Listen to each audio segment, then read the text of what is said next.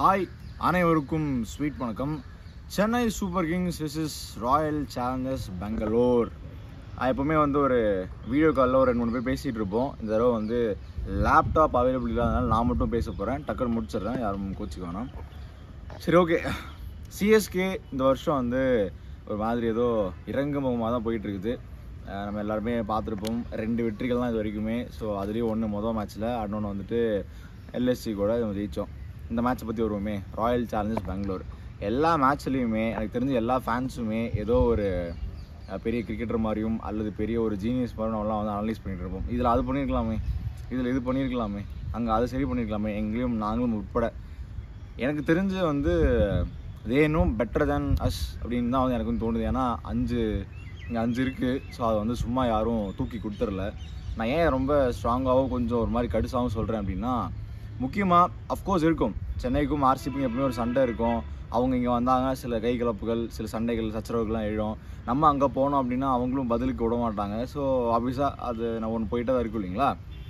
எனக்கு தெரிஞ்சு நேற்று இன்னும் கொஞ்சம் எக்ஸ்ட்ரா ஒரு படி மேலே போயிட்டு இந்த 16-17 போட்டு இந்த ஏதோ வெள்ளையும் கருப்புமா அந்த ஜெயில் ட்ரெஸ் மாதிரி ஒரு ஜெர்சியை கொடுத்து ரொம்ப நான் நிறைய கேள்விப்பட்டேன். ஏதோ டிஜே வேணும்னே சிஎஸ்கே சேனல்லாம் பண்ணும்போது அவங்க டிஜே அந்த ஸ்பீக்கர்ஸில் ஆர்சிபின்லாம் போட்டுவிட்டு ஸோ ரொம்ப ஒரு மாதிரி ஆல்ரெடி நாங்கள் நொந்து போயிருக்கோம். நொந்து போனதில் எக்ஸ்ட்ரா ஏதோ ஒன்று போட்ட மாதிரி லிட்டரலாக எனக்கு பிடிக்கல. அட்லீஸ்ட் ஏதோ இந்தியா பாகிஸ்தான் மாதிரி ஏதோ போயிட்டுருக்கோன்னு எனக்கு தெரியல. ஐபிஎல்லில் முக்கியமாக எல் கிளாசிக்கோ அப்படின்னு சொன்னோன்னா சிஎஸ்கே அண்ட் மும்பை தான் இருக்கும். அந்த சிஎஸ்கே மும்பை மேட்ச்சில் கூட ஒரு என்ன சொல்கிறது, ஒரு கேம் தான் அதுங்கும்போது மேட்ச் அந்த கிரவுண்டில் நடக்கும், ரொம்ப இதாக இருக்கும், நிறையா சண்டைகள் அந்த மாதிரிலாம் சொல்லலாம். பட் மேட்ச் முடிஞ்சதுக்கப்புறம் எப்போவுமே நீ வேறு நான் வேறு நீ யாருன்ற மாதிரிலாம் அந்த ஒரு இதே இருந்ததில்லை. மேட்ச் முடிஞ்சதுக்கப்புறம் ஜாலியாக ஒரு மாதிரி அன்பாக பேசிட்டு போன மாதிரி தான் இருக்கும். ஆனால் இந்த ஆர்சிபி ஏதோ ஒரு 2-3 வருஷமாக ரொம்ப முதலே இருந்துச்சு. பட் 2-3 வருஷமாக ரொம்ப ஏதோ பீக்கில் ஏதோ பண்ணுற மாதிரி இருக்குது. சிஎஸ்கே ஃபேனாக நான் ரெண்டுக்கும் பொதுவாக தான் சொல்கிறேன். இதன் சிஎஸ்கே ஃபேன்ஸ் பண்ணியிருந்தாலும் தப்பு தான், ஆர்சிபி இப்போ பண்ணுறதும் தப்பு தான். மேபி இதை கொஞ்சம் இவ்வளோ வேண்டாமேன்றதான் என்னுடைய ஒரு கருத்து. பார்க்கறதுக்கும் ரொம்ப கஷ்டமாக இருக்குது. ஏன்னா அஃப்கோர்ஸ் ஆர்சிபி எல்லோரும் ட்ரோல் பண்ணியிருப்போம், ஒரு கப்பு கூட வாங்கினதில்லைன்னு சொல்ல. அதுக்கு இந்த அளவுக்கு போய் ரொம்ப இப்படிலாம் யாரும் பண்ணதில்லை. ஸோ இது இங்கே இருக்குது, அதை ஞாபகம் வச்சுக்கிட்டா போதும்னு எனக்கு தோணுது. Okay, coming to the match. Positives மட்டும் பேசிடலாம். நெகட்டிவ்ஸ்ன்றது கண்டிப்பாக கலீல் அகமத் அண்ட் பத்திரானா பவுல் பண்ண அந்த கடைசி 2 ஓவர், அதுக்கு முன்னாடி இனிஷியலாக ரன்ஸ் போச்சு. இருந்தாலுமே சென்டரில் பயங்கரமாக புல் ஆஃப் பண்ணி கிட்டத்தட்ட ஒரு 170-80 தான் வரும்னு எதிர்பார்த்த நிலையில் அந்த 2 ஓவர் டோட்டலாக மேட்சையை மாற்றி விட்டுச்சு. அண்ட் ஃப்ராங்காக ஒரு சிஎஸ்கே வேணால் சொல்லணும்னா, சென்னை பேட்டிங் வரும்போது இது வாய்ப்பே இல்லை. ஏன்னா ஆஃபீஸாக தெரியும் நமக்கு அந்த 180-180ன்ற அந்த ஒரு மார்க்கை நம்ம தாண்டினதே இல்லை கடைசி 7 வருஷத்துலங்கும் போது. நான் சரி ஒரு 190 ஒரு க்ளோஸ் அது மாதிரி வருவாங்களா இருக்குன்ற மாதிரி தான் நினச்சேன். ஆனால் நிஜமாகவே ரவீந்திர ஜடேஜாவும் ஆயுஷ் மாத்ரேவும் தே கேவ் தேர் ஃபுல்லஸ்ட்னு சொல்லலாம். குறிப்பாக ஜடேஜா என்னமோ நான் காட்டுறேன்டா புஷ்பாடான்ற அளவுக்கு ரொம்ப வெறியாக என்னமோ ஒரு மாதிரி ஆடினார். ஜடேஜாவை பற்றி ஒரு விஷயம் நான் பதிவு பண்ணுவேன். எப்போவுமே எல்லா மேட்ச்லையும் நாங்கள் சொல்லிடுவோம், இவங்க அது சரியாக பண்ணல, இவங்க அது பண்ணலன்னு சொல்லிட்டு. ஆனால் இந்த ஒரு மனுஷன் ஜடேஜாவுக்கு பேட்டிங் அவ்வளோதான் வரும். அவரால் என்ன முடியுமோ மேக்ஸிமம் டீமுக்காக ஃபீல்டிங்லேயே ஆகட்டும், பவுலிங்லேயே ஆகட்டும், பேட்டிங்லேயே ஆகட்டும், எல்லாத்துலேயுமே செமையாக கான்ட்ரிபியூட் பண்ணிட்டு போகிறாரு.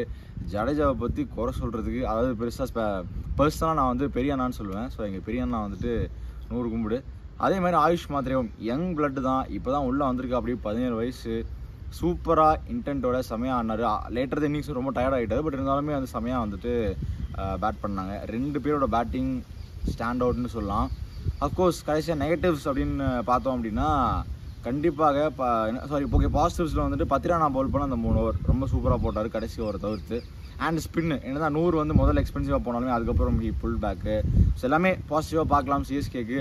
நெகட்டிவ் அப்படின்னு வரும்போது, நம்ம டீமுடைய best hitter, best 6 hitter, best என்ன சொல்கிறது, ஒரு மாதிரி ஒரு அதிரடியான பேட்ஸ்மேன்னு சொல்லப்படுற சிவம் தூபே, எங்கள் சின்னண்ணன். ஸோ அவர் திருப்பியும் அதுதான், அவருடைய நேமுக்கும் அவருடைய அந்த ப்ரைஸ் டேகுக்கும் அவர் நியாயத்தை சேர்த்தாரா அப்படின்னு கேட்டிங்கன்னா, இந்த சீசனில் ஓகே சிஎஸ்கேவுடைய ஹையஸ்ட் ஸ்கோராக அவர் தான் இருக்கிற அந்த சீசன். பட் இருந்தாலும் அது எந்த ஸ்ட்ரைக் ரேட்டில், என்ன ஒரு வின்னிங் காஸ்ட்லன்னு கேட்டிங்கன்னா எதுவுமே இல்லை தான். எனக்கு தெரிஞ்சு கண்டிப்பாக நேற்றுக்கு மேட்ச்சு தூபேயை முடிச்சு வச்சிருக்க வேண்டிய மேட்ச்சு. அந்த நோபாலுக்கு அப்புறம் போட்டதுமே ஒரு ஃபுல் டாஸ் தான். ஸோ அதையுமே மிஸ் பண்ணிட்டாரு. ஸோ சம்திங் டூபே அவர்கள் ஒர்க் பண்ணணுமா, ஏன்னா நான் முன்னாடி போட்டால் மட்டும்தான் அடிப்பேன், என் கால் ரீச்சுக்கு முன்னாடி என்ன இருக்கோ அது மட்டும் தான் அடிப்பேன், மற்ற ஐடியா இருக்கிற எதுவுமே வந்துட்டு கஷ்டம் அப்படின்னா நிஜமே ரொம்ப கஷ்டம். அண்ட் மகேந்திர சிங் தோனி அவருமே நேற்றுக்கு வந்துட்டு அஃப்கோர்ஸ் அவர் படி ஏற்றுக்கிட்டார், ஐ டேக் த பிளேம் அப்படின்னு சொல்லிட்டாரு. ஸோ அவருமே ரொம்ப சரி கடைசி பால் வரைக்கும் எடுத்துகிட்டு போகலாம், அஃப்கோர்ஸ் அவர் அவுட்டாமல் இருந்தால் அடித்து கொடுத்துருப்பாரு, ஆனால் அந்த ஒரு காலம் போயிடுச்சோ, கடைசி பால் வரைக்கும் போய் அடித்து கொடுக்குற காலம் போயிடுச்சோ, இப்போது 2 பால் இருக்கா 10 பால் இருக்கா 2 பாலில் முடிச்சுட்டு 8 பாலில் வீட்டுக்கு எடுத்துகிட்டு போ அப்படின்ற மாதிரி ஒரு காலத்தில் இருக்கும். ஸோ அதனால் மேபி அதுவுமே ஒரு நெகட்டிவாக சொல்லலாம். ஆன் த ஹோலாக CSK 2026 the worst ever. So இந்த டேகு மேபி 25 சொல்கிறேன் 26 இது மாறுமா. ஸோ நம்ம அடிக்கடி வந்து மீம் ஒன்று போடுவோம், 2026 நமக்கேன்னு சொல்லிட்டு தளபதி மீம் ஒன்று. ஸோ அது மாதிரி சிஎஸ்கேக்கும் அதை ஒன்று போட்டுற வேண்டியதான். மேபி அடுத்த வருஷம், ஏன்னா இப்போ டீம் செமையாக ஃபார்ம் ஆகிருக்கு. ஆஃப்கோர்ஸ் அந்த பிரேவிஸோடைய அந்த அவுட்டு அது லிட்டரலாக எனக்கு பார்க்கும்போதே தெரியுது நாட் அவுட்னு சொல்லிட்டு. அவங்க எதுக்கு முதல்ல 2 ரன் ஓடினாங்கன்னு தெரியல, 2 ரன் ஓடினதுக்கப்புறம் அம்பையர் அவுட்டு கொடுத்து யார் 2 ரன் கொடுக்கலன்னு தெரியல. அதே மாதிரி இவங்க வந்துட்டு ஒரு மாதிரி தயங்கி காட்டிகிட்டு இருந்தானுங்க அந்த டிஆர்எஸ்க்கு போகிறதுக்கு. அது பார்த்தாங்களா பார்க்கலையான்றது ஃபுல் குழப்பம் தான். மேபி பிரீவிஸ் வந்ததில் அவுட் ஆகலாம், டெஃபினட்டாக மேட்ச் ஓட சேஞ்சு. ஸோ ஓகே, அதான் ஒன்று சொல்லுவோம் இல்லைங்களா, ஒரு விஷயம் சில விஷயங்கள் சரியாக போகலை அப்படின்னா தொடர்ந்து அதை ஃபாலோ ஆன வந்து நிறைய விஷயம் சரியாக போகாதுன்னு சொல்லிட்டு. ஸோ அது மாதிரி தான் சிஎஸ்கேக்கு போகாத காலம். ஆர்சிபி அடுத்த வருஷம் வரோம். ஸோ எனக்கு தெரிஞ்சு ஒரு மாதிரி டீம் செட் ஆகிருக்கு. சாம் கரன், பிரீவிஸு ஓப்பனிங்கில் மாத்ரே அண்ட் ஷேக் ரஷீத் இன்னும் நல்லா பர்ஃபார்ம் பண்ணல. நெக்ஸ்ட் இயர் மேபி ருத்து உள்ளே வந்து அவருக்கு பதில். ஸோ எனக்கு தெரிஞ்சு ஒரு சாலிட் டீமாக தான் அடுத்த வருஷம் தெரியுது. வித் 1-2 பவர்ஃபுல் ஹீட்டர்ஸ் இங்கே அங்கே பிரான்ச் போட்டு நடுவில் எடுத்து போட்டாங்கன்னா எனக்கு தெரிஞ்சு it will be a good cup winning ஒரு சூப்பர் டீமாக இருக்கும். ஸோ அட்லீஸ்ட் யாராவது மகேந்திர சிங் தோனிக்கு இந்த தடவையாவது ஒரு ப்ராப்பரான சென்ட் ஆஃப் கொடுங்க.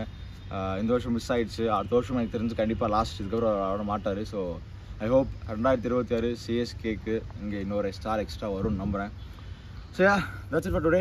ஆர்சிபி பற்றி பாசிட்டிவ் சொல்லணும்னா லிட்டராக எனக்கு மனசு வரல இந்த மேட்ச்சில் ஆர்சிபி பற்றி என்னத்தை சொல்கிறதுக்கும். ஸோ அதனால் will skip that part. So மீண்டும் அடுத்த ஒரு சிஎஸ்கே மேட்ச் ஒரு ரிவியூவில் உங்களுக்கு சந்திக்கிறேன். தேங்க்யூ, பாய்.